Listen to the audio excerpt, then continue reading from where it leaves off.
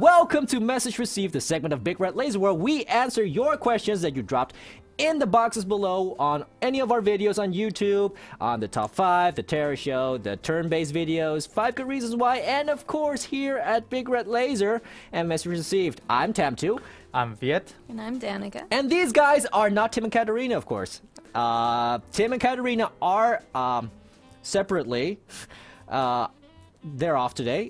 Katarina's in Mallorca. I think Tim is at home playing The Witcher 3, which we just did. Yes. And that was good. That was a good gaming session. You know Viet from the stream team. He streams for us throughout the week.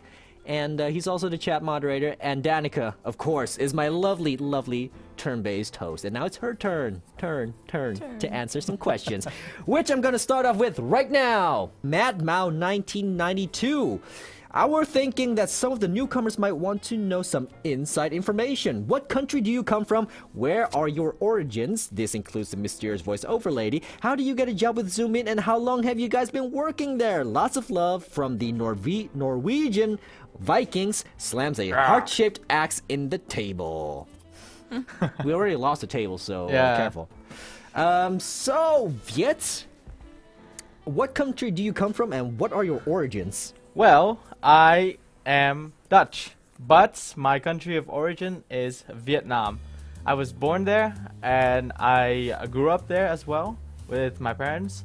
And I went to kindergarten there. I went to school there until I was around 10 years of age, and then I left. I went to Jordan for 3 years in the Middle East. Own? No, with my mother and my stepfather. And yeah, so I studied English in Jordan. And then after 3 years we moved to Holland because that was where my stepfather was from. So, and I've lived here for 12 years now. Wow. So, you know, some kids at 10 they leave the house alone and they go out to go on their Pokemon adventure. I know. And you just go to Jordan. and some get their letters from Hogwarts. I'm still bummed they haven't gotten mine yet. I think you're a little bit too old now. I know. I first knew Zoomin because of Zoomin TV games, actually. I was, you know, on one of these days in the weekend where I didn't have too much time on my hands. I was browsing to checking out video games videos, and I stumbled on one of your top 5s. And I thought, well, you know, these guys make nice top 5s. I'll subscribe to them. And then I figured out about Zoomin. And then I applied for internships because my I finished my studies and I needed to do some work, but I wanted to start with internships, and that's how I landed up here. Yes. And like 6 months later and a few months, you're here on the couch now. Yes, I am here on the couch and no longer as the intern. Yes, the intern, Miss Steinhauser. I'm from the United States, from Texas. Yeehaw. And yes. My father's from Pennsylvania, my mother's from Texas, and they are both German, of German descent, so my origins are in Germany. Yay. I've only been working here since January, and I got the job because of Zoomin Games. Yeah, boy! I actually applied to be a video journalist for Zoomin TV, sorry, not games. And instead, because I'm an American speaker and citizen, they were looking for a US editor, which is my background. I'm a film background, so and so I was offered a job instead to be the US desk. So I didn't become a video journalist, I became the central desk for US. And I'm very happy to have you here. Well, I'm Dutch as well, but my origins are Vietnamese. But my story actually begins in Indonesia. My parents left Vietnam because of post-war stuff, and they encountered each other again in the same refugee camp in Indonesia. That's where I was born, and from there, I went to Holland because my aunt was already here. So my parents were like, "Okay, well, we'll go to your sister." Blah, blah, blah, blah. Now I'm here. I pretty much grew up here in Holland. So I'm Vietnamese, born in Indonesia. I grew up in Holland with all the Dutch cultures and traditions, and I speak English like an American wannabe guy. Yeah. Yeah, that's true. That's my story. That's my story. I got a job with Zoomin when I was walking around Amsterdam. I saw these guys with an exclamation mark above their heads. Their names were Tim and Robert, and I started this quest, which first was a weekly quest, and now it's a daily quest for me to drop by and do things like this. Awesome. And it's fun. As for the Mysterious Voice Over Lady, the components are from Taiwan. Yes. And the origins, well, the components are from Taiwan, and we installed the Australian accent into it. So you know, they got the job as soon as she was done. She was assembled, Yeah. and we've been using her for a couple of years now. And that's a Mysterious Voice Over Lady. It's from Captain McLagman. He says, I have a question for this week's message received. Do you think that people that play one game up to mastering every bit of it should be called hardcore gamers or pro gamers? I think they shouldn't, because gaming, at least for me, is to experience many games. I see those pro gamers dedicating all this time to one game and claim they are more hardcore than those who aren't, and I think this is bullshit. A pro gamer should be someone who can pick a game, play it for a while, and master most of it. I don't think people that only play Dota or League are pro because they play only one game, and if they do, then there are lots of 12-year-old kids, or maybe 15, since this joke is from 2012, that are pro gamers because of Call of Duty. What do you think? Who is a pro gamer, if there is such a thing in the first place? What constitutes a pro gamer? Well, I have a very solid answer for that. Me too. Okay. Me too. Professional. If you're a professional, that means you make money with it. Yes. Okay. So a pro gamer is someone who games and makes money with it. Like so, PewDiePie. Like PewDiePie? Yes. Yeah, technically. Well, if you, that's a different... Now, he earns money through making video content. Yeah. He's Like- not. He's. Well, like, then why isn't he a pro gamer? Because, hold on. I Yes. was going to say that. Go ahead. Go ahead.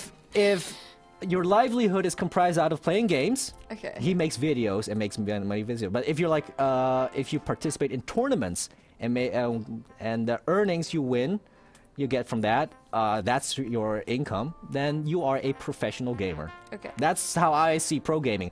Hardcore gaming is when you're just really into gaming in general, not necessarily one particular game or a wide variety of games. If you're just really, really, really into gaming, like you do it non-stop all day the moment you get home from school or work, that constitutes for me a hardcore gamer. To the point where you're really into it, you want to get the best max out of it. If you do that for just one game, that's hardcore enough for me. If you do it over a wide spread of games, it's just hardcore. Some people are just more casual. They just want to sit down and enjoy and relax and play it for enjoyment. Not necessarily for getting better or anything. It's a complicated world. There's so many little bits and pieces in the gaming community that I feel can be hardcore and casuals, but I don't think one or the other should be dismissed or, you know, Right. overlooked Exactly. by the other. And that's the problem a lot of people in the gaming community kind of have. We're all gamers. If you enjoy games, you're a gamer, and we're all in this for the love of the game. So hashtag true co-op, guys. True co-op. Yeah, that's true. So yeah, pro gaming. If you make money with it, You're a programmer. you're a pro gamer. Pro gamer. Well, Yes, PewDiePie, he makes money with making videos. Yeah. So That he's not a pro gamer. I would say that he's a pro YouTuber, but not a pro gamer. Yeah. Because he makes money off of He's a making professional. videos on YouTube. And well, actually, I did my thesis on esports and gaming and the scene of a professional gamer. So just to sum it short, just when you think about a pro gamer, just think of like a pro American footballer, a pro soccer player, a pro swimmer, or any they're other sports. Athletes. They're in a sense. they're athletes. They're considered athletes, and you're considered a professional gamer when you have a contract with someone who sponsors you. You participate in tournaments. You participate in any form of play, in any form of gaming that earns you money, and you make a living out of that. Yeah, that's exactly. that's when you consider yourself a professional gamer. And hardcore gamers, for me, I completely agree with TamTu. Is if you're dedicated to a game, then and not just gaming, but also you're dedicated to gaming, that you really want to know everything about gaming, you do research on it, you read up on it, you play it, and you discuss about it, then you're a hardcore gamer because you're really into it. Me and Destiny right now. Me and Yeah. Destiny. I mean, Yes. I might be Oh, not as God. good. I may be not as good, Yeah. but I'm really into it. Yes. And yeah, of course, you know, if you enjoy the game, you know, just enjoy it. It's fine. It's your hobby. Yep. You don't have to be a hardcore gamer or a professional gamer. We're all gamers. We're all all right. gamers. He's gonna be so happy right now. Paradox Entertainment says, let's Paradox. make this a third time on message received. Once again, I will ask 3 questions and I demand them to be answered. Did that on purpose. Don't judge me. First question is, how do you always know what to play on Big Red Lazor? Also, how do you come up with Big Red Lazor bothering me for a while? We always know what to play on Big Red Lazor because it depends on what we get in from our PR contacts with the publishers.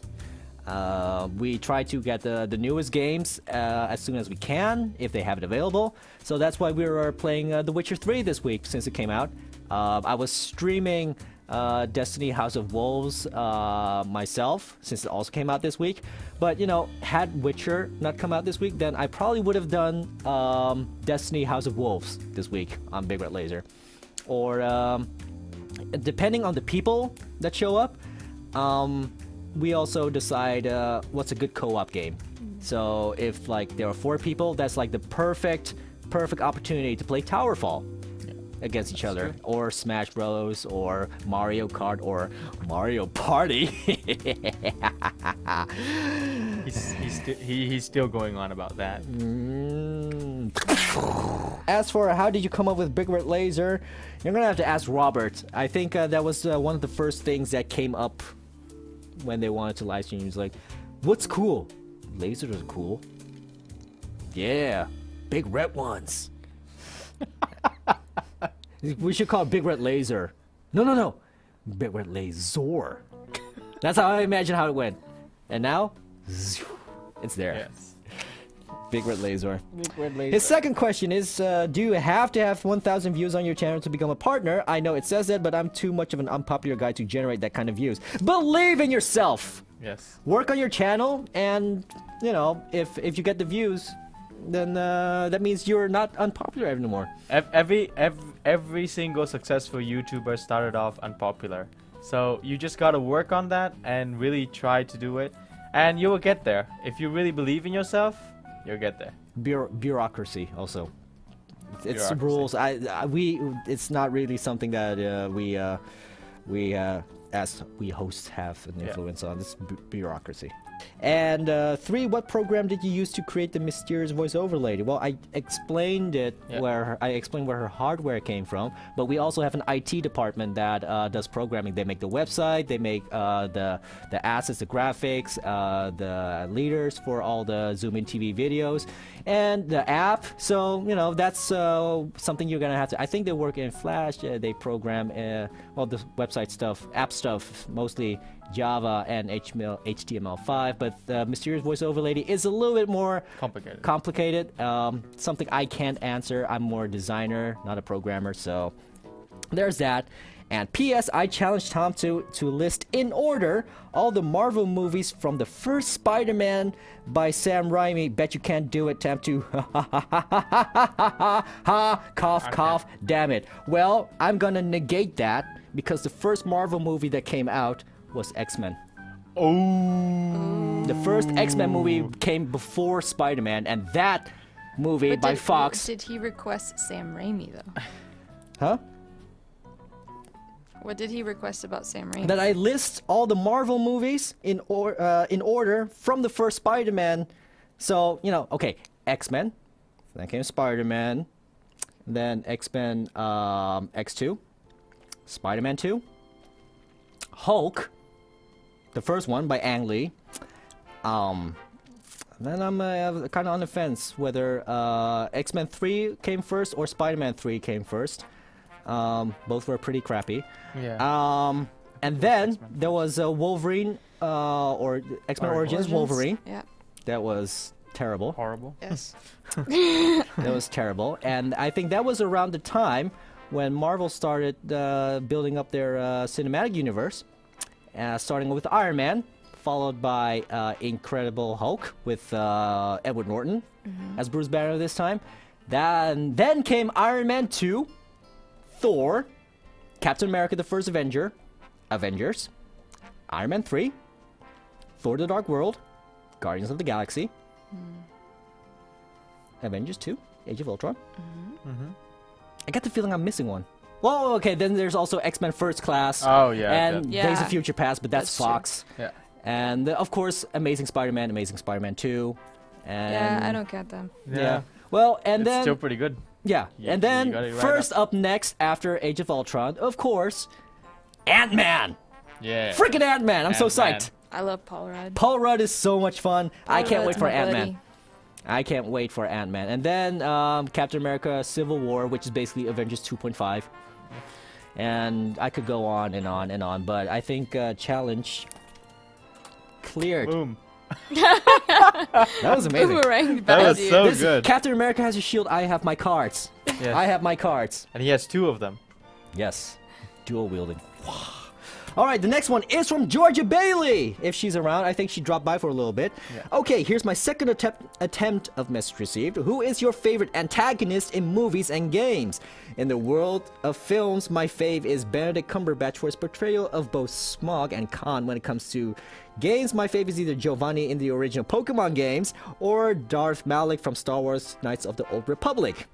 So, favorite antagonist in movies and games, Danica. Favorite antagonist.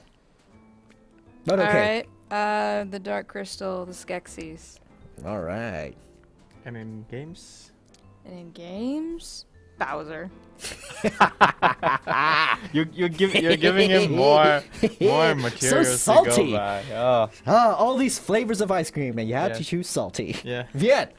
Well, my favorite antagonist in movies would have to be Lord Voldemort. I love the guy. I love the way he moves. I love the way he speaks. I love Ralph Fiennes' portrayal of him. It was amazing. I love it. And my favorite antagonist in games would have to be Dr. Neocortex from Crash Bandicoot. The guy is small. He's got a big ass head, and it's just I just love him. Every time I play against him, I just couldn't help but laugh at his figure and yeah, those are mine. All right. My favorite antagonist in movies. Recently, I've gotten a real liking to Tom Hiddleston as Loki. But he's not an he's a lovable antagonist. Yes. Yes. Exactly. That's why I love him. He's like he got foiled. Sometimes you don't need the all powerful bad guy, the final boss bad guy. Sometimes you just need. Okay, well then I take back my Skeksis and I say for Fifth Element, Gary Oldman. Yes. Yes. That's Or maybe Hugo Weaving as Mr. Smith. Hugo Weaving. Yeah. Yes. That's Mr. a good Smith. one. Yes. There's too many. There's so I know. many. I know. And my favorite antagonist in games is Liquid Snake. Metal Gear Oh yeah, Solid. I think I heard you say this. I once never before. saw that plot twist coming when I first played Metal Gear Solid, and from that moment I just hated him so much for all the good reasons, for tricking Solid Snake, but also me, the player. So Liquid Snake is my favorite antagonist. Okay, her second question, she has 3. If you had an opportunity to go any film or game, where would you go? But you can't have any involvement with the main characters or storyline. So just which game or movie world would you love to live Fantasia. in? The Disney Fantasia? Yeah. Disney No. or the... A Never-Ending Story. Fantasia. Oh, that Okay. one. Yeah. Oh, that's difficult. Never-Ending Story. Fantasia. Or Harry Potter. I'm just gonna say Skyrim, just because, you know, dragons and shit. Yeah, for me. Oh yeah. Or Game of Thrones. Westeros. Yes. Well. Ooh, this is really Ah. hard. Good. Good questions. Yes. I'm gonna stick with Never-Ending Stories. Skyrim. Fantasia. I think Fantasia. Skyrim's good too. Final Fantasy. Are you really Nah, that there's surprised? no- Or there's did you no expect question. any less? Any of the See, because all the Final Fantasy worlds are actually connected, and interdimensional travel has been shown is canon. since gonna Final be here Fantasy for a while. 14. So if I wanted to be in the world of Final Fantasy 8, 9, 10, 11, whatever, I can travel in between as long as I'm just badass enough of a character of my own. Okay. No interaction, just visiting worlds. And her last one, it is nearly halfway through the year, and I would like to know, in your opinion, which game and film released this year would you rate as better than expected, and which game and film would you rate as Mad total Max flop Fury despite Road. looking fantastic on adverts? Yes, Mad Max. Mad Mad Fury Road. Max. Mad Max. Yeah. I still have to see that. I really want to. I really want to see that. It looks so awesome. Mad Max Fury Road. I watched all three as a child, and stuck with me through to adulthood. And this one, it just is. I watched it in 2D. I watched it in 3D and IMAX. Yeah, you know, Oh, but I yeah. watched it in 2D, and even then, you know, it made me appreciate, you know, the fact that without 3D or whatever, it was still such an amazing experience to watch. George Miller has a vision, and he really brought it to the screen. And if anybody says differently that it was wall-to-wall CGI, you're absolutely wrong. You're an I've idiot. been getting into a lot of conversations with people about this, and it has been documented and stated by many, many people. It is 80% practical effects and stunt work. The Yeah, fir- practical effects, the amazing. Practical effects should. I hope this film brings back practical effects, because CGI is just getting to Yeah. be It's too much. Too much. Old movies, Yeah. you can pause it and have a beautiful screenshot. CGI is like, oh hey, it's You not. can see Yeah. it. You can see You it. can see it. Next one is from Rick Slykehouse. He wants to know, hey, I got a question. What melee weapon would you guys prefer? Mine would be the European longsword or a bearded axe. P.S. TamTu, mine PC also broke down, so I know what you feel. Rest in peace, bro. Rest in peace. Melee weapons, guys. Melee weapons. Can mine be from a world? Yeah. Valerian steel.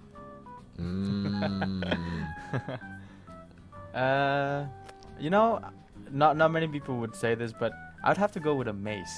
You know, just A mace. yeah, just the idea of like that. It looks badass. I mean, a sword, you see it everywhere, and you know, people are just like, oh, they're sword fighting. Okay, that's great. I mean, when people are mace fighting, people are like, holy crap, nobody's actually doing mace fighting. It looks so awesome. And yeah, I love Wait, it. mace, so the actual thing, the stick, Yeah, the or stick the, with- no, the no, Morning no, Star no. with the flail? No, because then it's not really a melee weapon anymore. It's still a melee yeah, weapon, I know, but like technically. you can throw it and stuff as well. But yeah, no, I prefer the mace, just the stick, just a stick that you can just club people Yes. with. It just looks badass and it's just awesome. I know it's not very practical in most video games, but I want Jon Snow's Valerian steel sword. I would pick spears. Spear. Yes. I always love it when they're portrayed in a wushu kind of style. Yeah. Yeah. I've one of the first time I saw a spear really cool in action, outside of a Hong Kong action martial arts film, was Hellboy 2, where Prince Nuada has his training sequence where he fights with a spear. It was wushu orientated, and it was exactly the same style as in Game of Thrones when the Red Viper fought the Mountain. It was oh yeah. yes. Look up that fight. Oh man.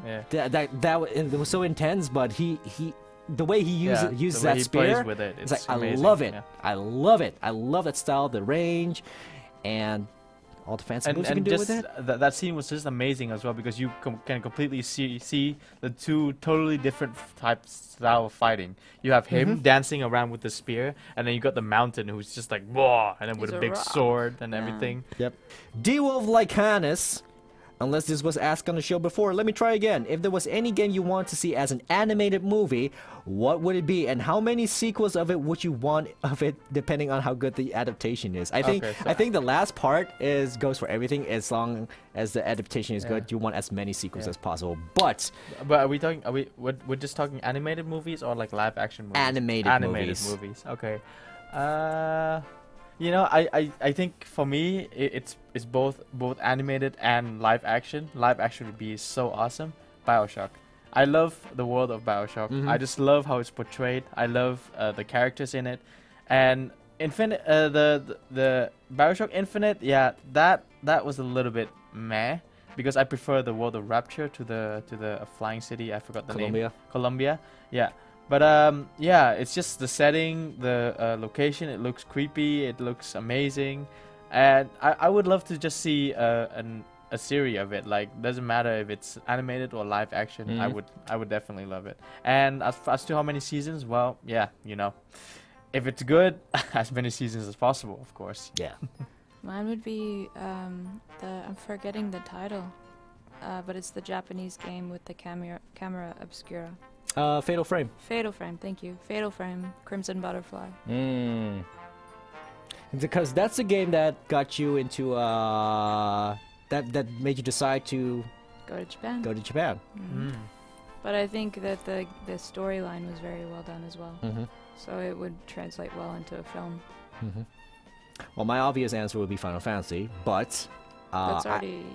yeah, it's been animated. There have been animations of it. The anime was... I enjoyed the old movie. Was pretty cool. The CG movie with The Spirits Within was, you know, a very good first step in CGI movies. But I want to turn this around. There's a cartoon that I really want to have a game of. I want Captain N, the Game Master, to finally be a game. Just picture Nintendo creating a Kingdom Hearts style game, and Captain N is the guy who travels through all the Nintendo worlds. Oh, like that. Like that. It would be a third-person action game. Captain N! Captain N! Bring back Captain N! Especially you, Doug Bowser, VP of Sales. Doug Bowser.